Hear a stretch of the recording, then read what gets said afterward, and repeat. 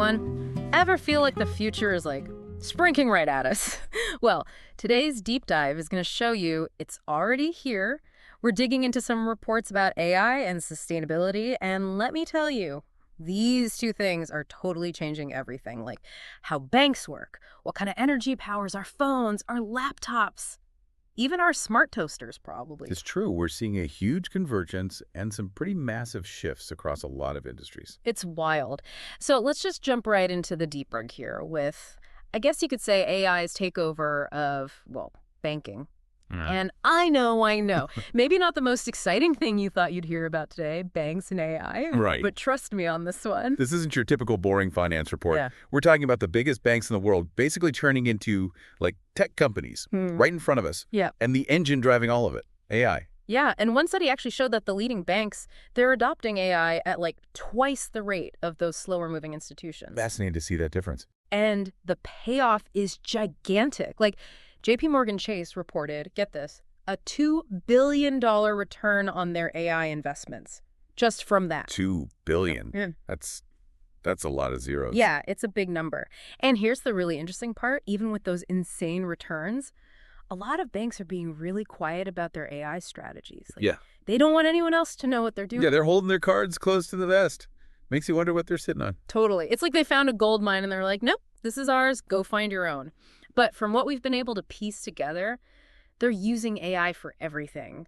You know, from those little chatbot things you see when you need customer service Sure. to like super complex fraud detection systems that honestly, I don't even understand. Right. Some are even using AI to like advise their clients on investments. Which is kind of a big deal in the finance world, to say the least. Huge. Think about it. Banks are built on data. That's Yeah. all they really are. And AI runs on data. It's like they were meant to be together. It really is. Yeah. And those algorithms can analyze mountains and mountains of information to find patterns, insights, stuff that we as humans with our limited human brains might completely miss. So yeah, their secret AI sauce, whatever it is, it's locked up tight. But one thing's for sure, banks are taking this seriously. Oh, absolutely. They're pouring money into AI research, they're hiring all the data scientists, and they're restructuring everything to basically move at the speed of light. It's adapt or die time for those traditional financial institutions. And speaking of adapting to a constantly changing world, let's talk about a place where,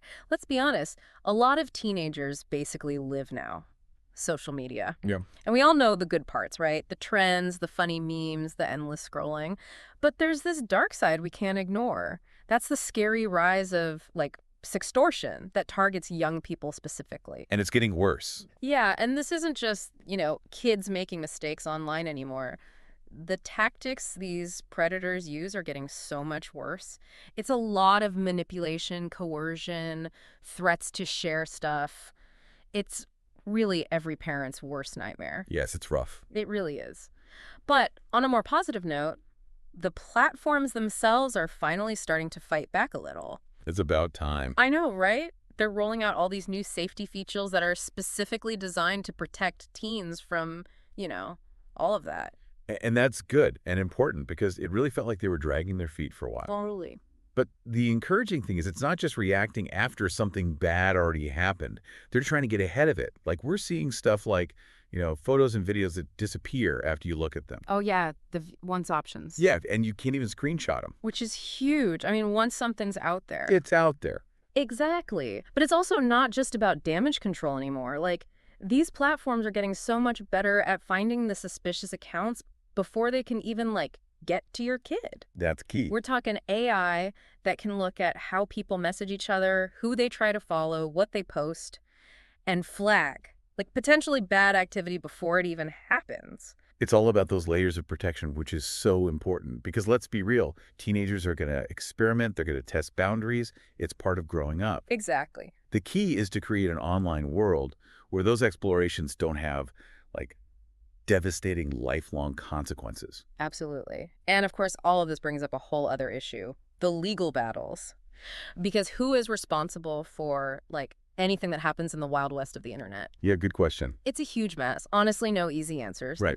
And however these court cases go, it's going to have a big impact on, the social media companies themselves, families, and just the future of online safety. It really shows you that we need a multi-pronged approach here. Yeah. Platforms have to step up, Parents have to get involved, and we need laws that actually make sense in the online world. Totally. And on that note, let's switch gears from the digital world to something that might surprise you. Nuclear power. Here we go. I know, I know. Yeah. Not exactly the first thing that comes to mind when you're thinking about, the clean energy future. But this isn't like, your parents' nuclear power plant. We're talking about a whole new type of reactor. SMRs, small modular reactors. They're definitely generating buzz. Yeah, and it's not just like a little bit of buzz either. Some really big names are putting their money where their mouth is on this like SMR technology. We're talking Amazon, Google, hundreds of millions, even billions being invested in these companies like X Energy, Kairos Power. They're the ones kind of leading the charge. So help me understand this then. What actually is different about these SMRs? When I hear nuclear, I'm still thinking like giant cooling towers, danger signs. Right. No, for sure. Well, first of all, it's the size, right? SMRs are way smaller, which means you can build them way faster, way cheaper than those huge plants. Oh, okay. So it's not like you need to go find like a giant abandoned island somewhere to plop one down. Exactly. I mean, you could put one closer to a city even, or like an industrial area that uses a ton of electricity. That makes a lot more sense. And here's the other thing, safety. They're designed with safety at the forefront, which obviously is kind of important with nuclear stuff. They have these things called passive safety systems. Okay, what does that even mean? So basically, if something goes wrong, which is hopefully, never going to happen, but if it does, these systems just kick in automatically. They don't need someone to like run over and flip a switch or even an external power source. So it's like built-in meltdown protection. Pretty much. Yeah. And it's a game changer for public perception too, right? Right. Because that's a big part of what makes people nervous about nuclear energy. But it's not just about being safe either. It's more efficient too, if you can put one of these closer to where the power is actually being used. You're not losing as much during transmission. Exactly, which just makes them even better from a, sustainability standpoint too. Okay, so they're cleaner, they're safer, they're more efficient. It's starting to make sense why these companies like Amazon and Google are throwing so much money at them. It all comes back to needing a reliable energy source, a clean energy source for the future. And this actually ties directly back into our very first topic, AI. Oh, here we go. Because those AI algorithms we were talking about earlier, the ones that are changing literally everything. They got to run on something. And that something is Chips. chips. And not just any chips, like the most powerful, most advanced chips you can even make. Which brings us to the rise of, and honestly, I find this whole thing kind of fascinating, TSMC. For those of us who don't spend our days geeking out about like semiconductor manufacturers and stuff. Right, sorry. Well, basically, they make chips, and they are, like, the best at it. Like the Beyonce of chip making. Exactly. They're the best, and everybody relies on them. Apple, all the companies that are building those data centers that power the AI, everyone. But I keep reading that there are like shortages, supply chain problems. Oh, yeah, big time. Yeah. Because the demand is just insane. Everyone wants more chips, more power, faster devices, smarter AI. It's like a runaway train. Totally.